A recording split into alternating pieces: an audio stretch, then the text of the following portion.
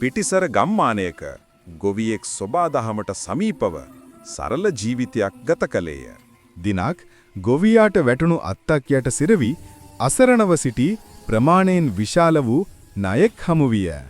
නාගයා දෙස අනුකම්පා සහගතව බලා සිටි ගොවියා නාගයාව නිදහස් කර තමාට නාගයාගින් හිරිහැරයක් නැති බව තහවුරු කරගත්තේය.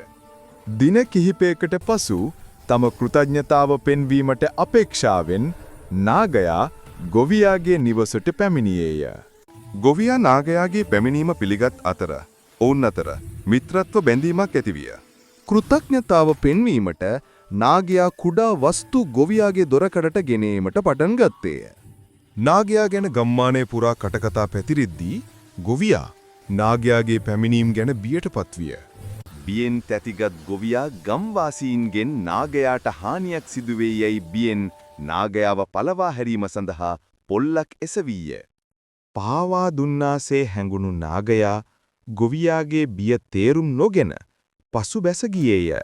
විශ්වාසය මත ගොඩනැගුණු බැඳීමක් බිය නිසා විනාශ වූ බව තේරුම්ගත් ගොවියා වාහාම නාගයා හමු වී සමාව ගත්තේය.